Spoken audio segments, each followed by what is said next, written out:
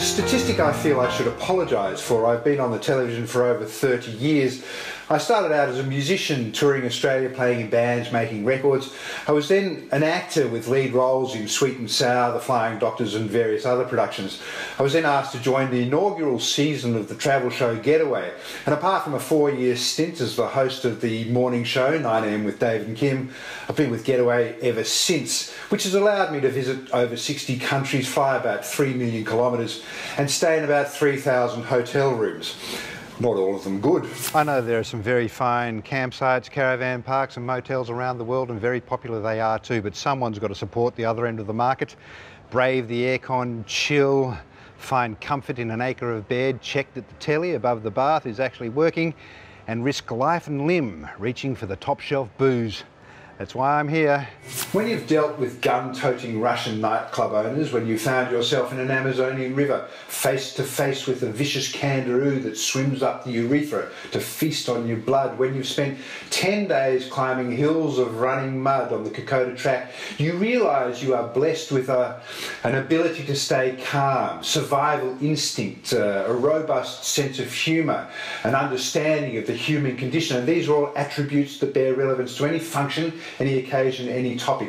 I can weave the many tales of my weird and wonderful adventures to suit any event. When a kingdom such as Cambodia there shares a border with a communist country such as Vietnam here, you'd expect an area of no man's land, wouldn't you? Of razor wire, armed patrol, sniffer dogs, searchlights. At the very least a gunship or two, but no. Not here on the Mekong, where life is very much more laid back. To begin the whole border crossing process, we must first wait for the mechanic in the little workshop over there to fire up the putt-putt, which delivers the solitary customs official to the ship to begin the rubber stamping. Meanwhile, we have another glass of champagne, or two. French, I believe. When you've hosted award shows, travel expos, government business on behalf of the Department of Foreign Affairs, 4-day conferences for 850 delegates, $1,000 a head charity dinners for rowdy participants hell bent on drinking their body weight in donated booze, you get to understand the rules. You keep it interesting, you keep it focused, and you keep it moving.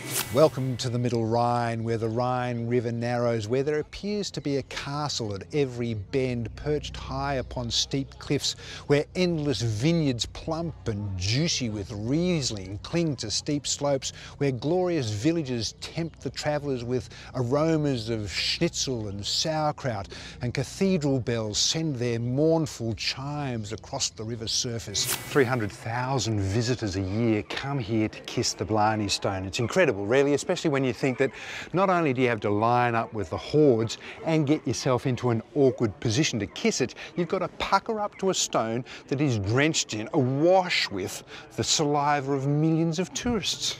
The power of Niagara Falls has gouged the border between the US there and Canada right here. 1/5 of the world's fresh water muscles its way over these falls at a rate of 1 million bathtubs a minute.